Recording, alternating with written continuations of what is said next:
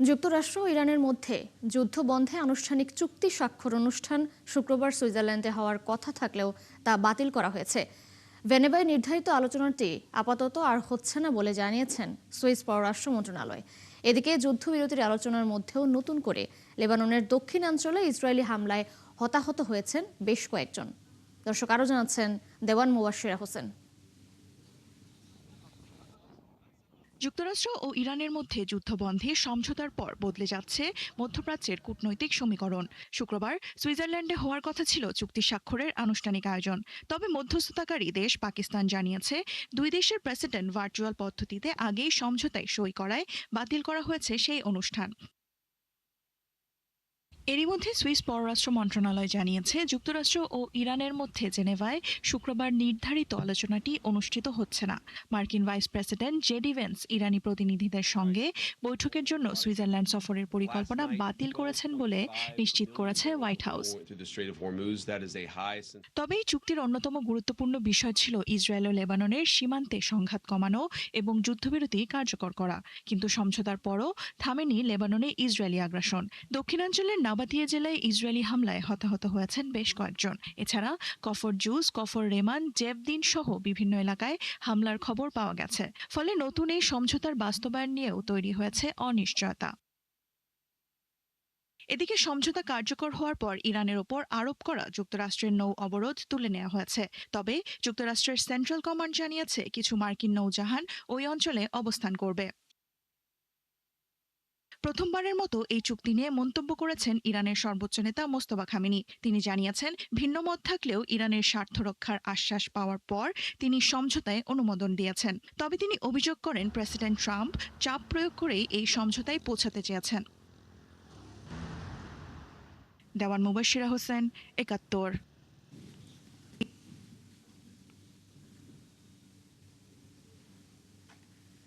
যুক্তরাষ্ট্র ও ইরানের মধ্যে যুদ্ধবিরতির অন্তর্বর্তী সমঝোতার খবরে তেহরানে দেখা গেছে স্বস্তির আবহ। দুই দেশের দীর্ঘ সংঘাতের পর চুক্তির ঘোষণাকে অনেক ইরানি নাগরিক দেখছেন ইতিবাচকভাবে। তবে দক্ষিণ লেবাননে এখনও রয়েছে শঙ্কা। তারা মনে করেন চুক্তি নয় বরং বাস্তবায়নই হবে শান্তির আসল পরীক্ষা। আরও জানাচ্ছেন দেওয়ান মুবাশশিরা হোসেন। দীর্ঘ সংঘাত, হামলা পাল্টা হামলার পর অবশেষে যুদ্ধবিরতির পথে যুক্তরাষ্ট্র ও ইরান। দুই দেশের মধ্যে অন্তর্বর্তী সমঝোতার খবরে তেহরানের রাস্তায় দেখা গেছে স্বস্তির চিত্র। চুক্তির খবর ছড়িয়ে পড়ার পর তেহরানের রাস্তায় নেমে অনেকেই প্রকাশ করেছেন আনন্দ ও আশাবাদ। তেহরানের বাসিন্দারা বলছেন যুদ্ধের কারণে সবচেয়ে বেশি ভোগান্তি পোহাতে হয় সাধারণ মানুষকেই। তাই এই সমঝোতা যদি মানুষের জীবনে শান্তি ও স্বস্তি ফিরিয়ে আনে সেটিই হবে সবচেয়ে বড় বিষয়। কোনো দেশই যুদ্ধ বা আগ্রাসন চায় না। এই সময়টা আমাদের সবার জন্য কঠিন ছিল। যদি এই চুক্তি মানুষের স্বার্থে হয় তাহলে এটা অবশ্যই ভালো খবর। তবে এই সমঝোতাকে শুধু জয় পরাজয়ের দৃষ্টিতে দেখা ঠিক হবে না। এই চুক্তির কারণে দুই পক্ষই তাদের কিছু লক্ষ্য অর্জন করেছে। কিন্তু সবচেয়ে গুরুত্বপূর্ণ হলো এখন পরিস্থিতি আগের চেয়ে শান্ত হচ্ছে। চুক্তি অনুযায়ী যুক্তরাষ্ট্র ও ইরানের মধ্যে যুদ্ধবিরতি আরও ৬০ দিনের জন্য বাড়ানো হয়েছে। এই সময়ের মধ্যে দুই দেশ স্থায়ী শান্তি চুক্তির বিষয়ে আলোচনা চালিয়ে যাবে। তবে তেহরানের অনেক বাসিন্দা এই সমঝোতাকে ইরানের জন্য বড় অর্জন হিসেবে দেখছেন। এই সমঝোতা ইরানের জন্য একটি বড় বিজয়। এটি আন্তর্জাতিক রাজনীতি এবং দেশের অভ্যন্তরীণ রাজনীতিতেও পরিবর্তন আনতে পারে।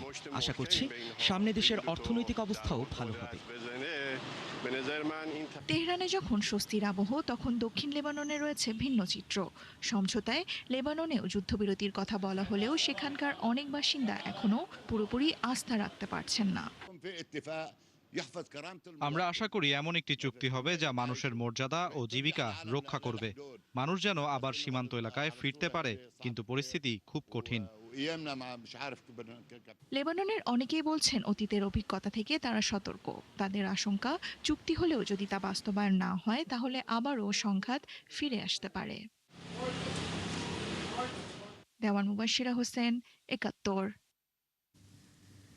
সৌদি আরবের পতাকাবাহী ৩টি তেলবাহী সুপার ট্যাঙ্কার হরমুজ প্রণালী অতিক্রম করেছে। সামুদ্রিক জাহাজ চলাচল সংক্রান্ত তথ্যদাতা প্রতিষ্ঠান মেরিন ট্রাফিকের ডেটা বিশ্লেষণ করে এই তথ্য জানিয়েছে বার্তা সংস্থা রয়টার্স। প্রতিবেদনে বলা হয় প্রায় ৬০ লাখ ব্যারেল অপরিশোধিত তেল বহনকারী জাহাজগুলো বৃহস্পতিবার প্রণালী অতিক্রম করে। আওতাদ, জাহাম এবং সাদেন নামের 3টি বিশাল ট্যাঙ্কার যুদ্ধ শুরুর পর থেকেই হরমুজ প্রণালীর পশ্চিমে পারস্য উপসাগরে নোঙর করে আটকে ছিল। যুদ্ধবিরতি চুক্তির পর সৌদি ট্যাঙ্কারগুলোর এই যাত্রাকে গুরুত্বপূর্ণ অগ্রগতি হিসেবে দেখা হচ্ছে। একই সঙ্গে কাতারের একটি এলএনজি ট্যাঙ্কার সহ আরও কয়েকটি বাণিজ্যিক জাহাজও প্রণালী ব্যবহার করেছে।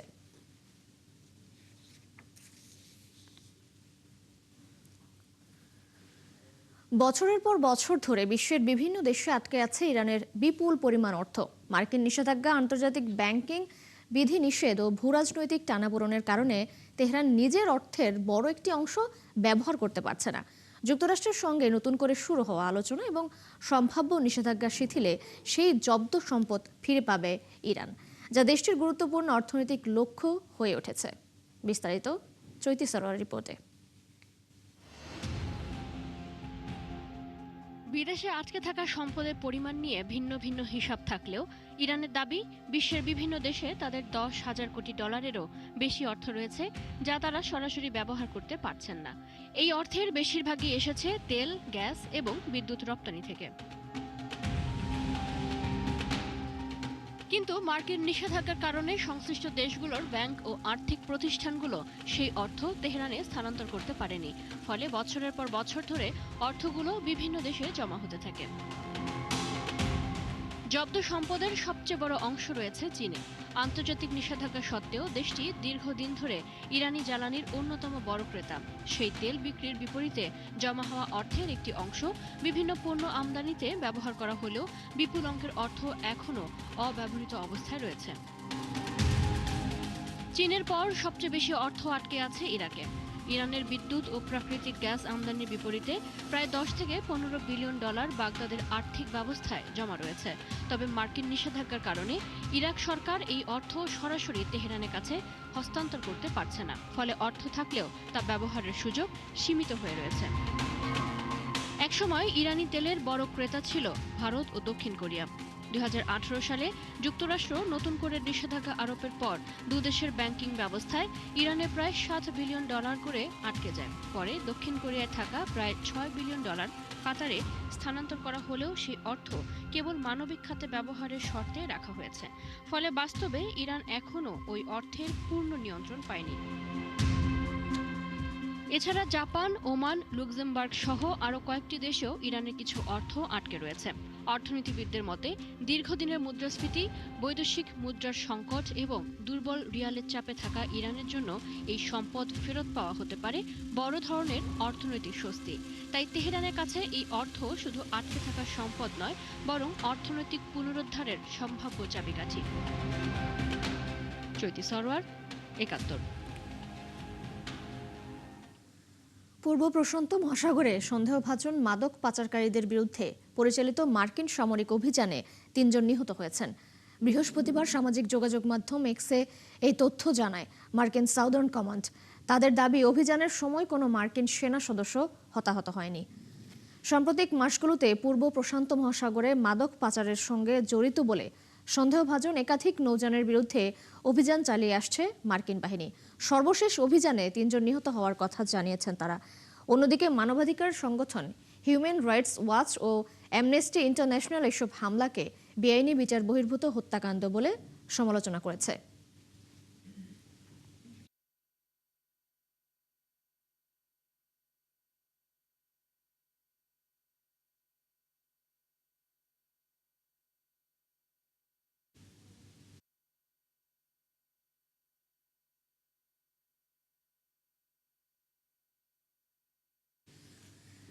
শিশুদের সোশ্যাল মিডিয়া ব্যবহারে নিয়ন্ত্রণ আরোপে যুক্তরাষ্ট্রের ওহাইও অঙ্গরাজ্যের পক্ষে রায় দিয়েছে আদালত।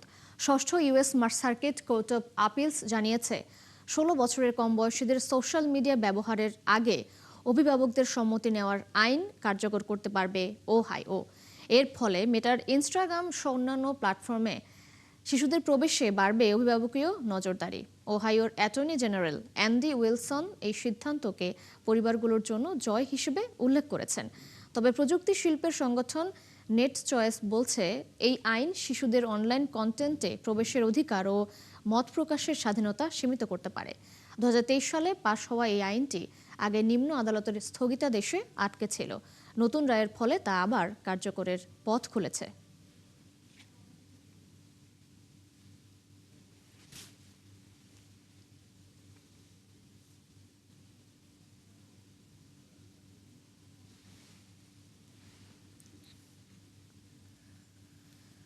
যুক্তরাজ্যের মেকারফিল্ড উপনির্বাচনে জয় পেয়েছেন গ্রেটার ম্যানচেস্টারের মেয়র অ্যান্ডি বার্নহ্যাম।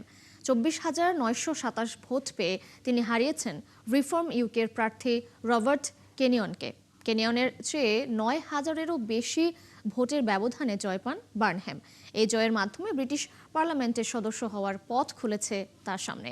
রাজনৈতিক বিশ্লেষকদের মতে এই জয় প্রধানমন্ত্রীর কিয়ার স্টারমারের নেতৃত্বের জন্য নতুন চাপ তৈরি করতে পারে। লেবার পার্টির ভেতরে নেতৃত্ব পরিবর্তনের দাবি জোরালো হলে বার্নহ্যাম সম্ভাব্য প্রতিদ্বন্দ্বী হিসেবে সামনে আসতে পারেন। জয়ের পর বার্নহ্যাম বলেন, দেশ যে পরিবর্তন চায়, মেকারফিল্ডের জয় সেই পরিবর্তনের সূচনা হতে পারে।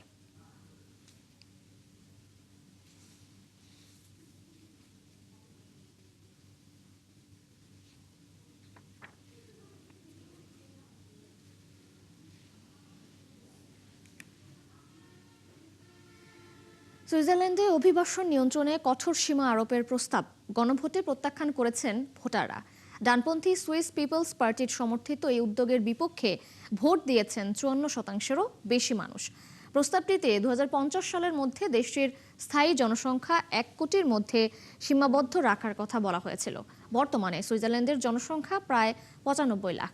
সরকার, ব্যবসায়ী সংগঠন ও শ্রমিক সংগঠনগুলো এই উদ্যোগের বিরোধিতা করে আসছিল। তাদের আশঙ্কা ছিল প্রস্তাবটি পাশ হলে ইউরোপীয় ইউনিয়নের সঙ্গে সুইজারল্যান্ডের সম্পর্ক ক্ষতিগ্রস্ত হতে পারে।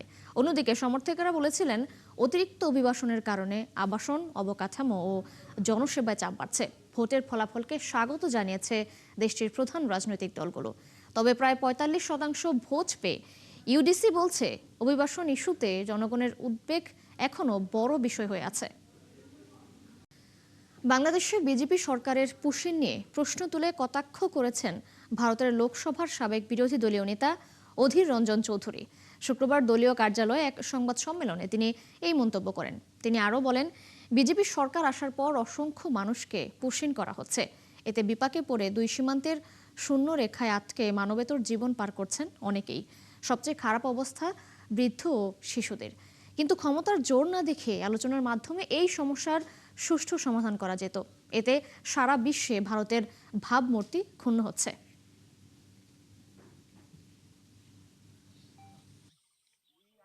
পাঠাতে গেলে সরকারের ওই সরকারটা অনুমতি চাই। আমি এটা অনেক আগে বলেছি, আজকে না। এটা তো লোক দেখানো ভোটের ব্যবস্থা, পুশ ব্যাক। আমরা যেটাকে পুশ ব্যাক বলছি, বাংলাদেশ সেটাকে বলছে পুশ ইন। আমরা অ্যালাউ করবো না। একটা সরকার যদি অ্যালাউ না করে, তুমি কি করে পাঠাবে? তাদের নো ম্যানস ল্যান্ডে বসে আছে, মর। তাদের জাত জানি না, কর্ম জানি না, কিন্তু সাধারণ মানুষ তারা কমসে কম এটা তো মানতেই হবে। তারা সাধারণ মানুষ তো বটেই, হয় ওরা নে, নাহলে তোরা নে, কেউ তো নে, বর্ডারে বসিয়ে রেখে দিই। কলকাতার ঐতিহাসিক রেড রোডে এবার কোরবানির ঈদের জামাতের অনুমতি না মিললেও আন্তর্জাতিক যোগা দিবস উপলক্ষে 7 দিনের জন্য বন্ধ রাখা হয়েছে ব্যস্ততম এই সড়ক। বিষয়টি ঘিরে শুরু হয়েছে নানা বিতর্ক। বিরোধীদের অভিযোগ, জনগণের ভোগান্তি ও যানজটের অজুহাতে ঈদের নামাজ বন্ধ করা হলেও যোগা দিবসের জন্য দীর্ঘ সময় রাস্তা বন্ধ রাখা হচ্ছে। তবে নিরাপত্তার স্বার্থে এমন সিদ্ধান্ত নেওয়া হয়েছে বলে দাবি বিজেপির। কলকাতা থেকে সত্যজিৎ চক্রবর্তীর পাঠানো তথ্য ছবিতে আরাফাত ইসলামের রিপোর্ট। ঈদের নামাজের জন্য অনুমতি মেলেনি প্রশাসন থেকে যানজটের অজুহাতে। তবে যোগা দিবসের আয়োজনের জন্য টানা 7 দিন বন্ধ থাকছে কলকাতার ঐতিহাসিক রেড রোড। এমন সিদ্ধান্তকে ঘিরে নতুন করে উত্তপ্ত হয়ে উঠেছে পশ্চিমবঙ্গের রাজনৈতিক অঙ্গন। সমালোচকদের দাবি, বছরের মাত্র কয়েক ঘন্টার ঈদের জামাত যদি যানজটের কারণ হয়, তবে যোগা দিবসের জন্য টানা 1 সপ্তাহ ধরে রাজধানীর অন্যতম ব্যস্ত সড়ক বন্ধ রাখার যৌক্তিকতা কি? অনেকে অভিযোগ করছেন, এটি শুধু প্রশাসনিক সিদ্ধান্ত নয়, বরং সংখ্যালঘুদের ধর্মীয় অধিকারের প্রশ্নেও দ্বৈতনীতির পরিচয় দিয়েছে কর্তৃপক্ষ। ওখানে যদি নির্দিষ্ট একটা ধর্ম সম্প্রদায়ের মানুষজন প্রেয়ার করে, সেটা হয়ে যায় ট্রাফিক জ্যাম। তো ব্যাপারটা হচ্ছে, দেশের প্রধানমন্ত্রী আসবে, যোগাতে আসবে, তার জন্য 7 দিন আমরা বন্ধ করতে লাগে না। আমার মনে হয় এটা কি এমন জয় হবে? একই ব্যক্তি, একই সরকার, ডবল ইঞ্জিনের সরকার দ্বিচারিতা করছে, মুসলিমদের 2 ঘন্টার নামাজ পড়ার ক্ষেত্রে তাদের বাধাপ্রাপ্ত হচ্ছে। আর তিনাদের যোগ আসন করতে ভারতবর্ষের অনারেবল প্রাইম মিনিস্টার আসছে, কিন্তু সেটাকে কেন্দ্র করে রেড রোড 5 দিন আগে থেকে বন্ধ করে রাখা হচ্ছে। এটা মানুষ দেখছে, মানুষ লক্ষ্য করছে। আগামী রবিবার আন্তর্জাতিক যোগা দিবসের মূল কর্মসূচিতে অংশ নিতে কলকাতায় যাচ্ছেন ভারতের প্রধানমন্ত্রী নরেন্দ্র মোদী। রেড রোডে আয়োজিত ওই অনুষ্ঠানে হাজারো মানুষের অংশগ্রহণের কথা রয়েছে। সেখানে উপস্থিত থাকার কথা রাজ্যের মুখ্যমন্ত্রী শুভেন্দু অধিকারীরও। অনুষ্ঠানকে ঘিরে এরই মধ্যে মঞ্চ নির্মাণ সহ বিভিন্ন প্রস্তুতি শুরু হয়েছে। এ কারণে রবিবার রাত থেকে আগামী 21 জুন পর্যন্ত রেড রোডে সব ধরনের যান চলাচল বন্ধ রাখা হয়েছে। তবে এই সিদ্ধান্তের বিরুদ্ধে ওঠা সমালোচনার জবাবে সরব হয়েছেন পশ্চিমবঙ্গ সরকারের মন্ত্রী এবং বিজেপি নেতা দিলীপ ঘোষ। इसके पहले तो 107 साल तक रेड रोड में नमाज पढ़ा गया। कोई संख्यालघु प्रश्न उठाया था क्यों इतना बड़ा ग्राउंड रहते हुए क्यों नमाज यहाँ पढ़ा जा रहा है? 107 বছর যে রেড রোডে নামাজ পড়া হলো তখন তো কোনো সংখ্যালঘু প্রশ্ন তোলেনি যে এত ময়দান থাকতে কেন রেড রোডে নামাজ পড়া হয়। প্রধানমন্ত্রীর সভা এমন জায়গায় হওয়া উচিত যেখানে কম মানুষের চলাচল হয়। অন্য জায়গায় হলেও আশেপাশের রাস্তা বন্ধ থাকতো, মানুষের বেশি সমস্যা হতো। এখানে হচ্ছে বলেই মানুষের অসুবিধা কম হবে, এটা তো প্রোটোকলের বিষয়। রেড রোডকে ঘিরে এই বিতর্ক এখন শুধু যানজট বা নিরাপত্তার প্রশ্নে সীমাবদ্ধ নেই। ধর্মীয় অধিকার, প্রশাসনিক নিরপেক্ষতা এবং রাজনৈতিক বার্তা সবকিছু মিলিয়ে বিষয়টি পশ্চিমবঙ্গের রাজনীতিতে নতুন আলোচনার জন্ম দিয়েছে। আরাফাত ইসলাম, ৭১।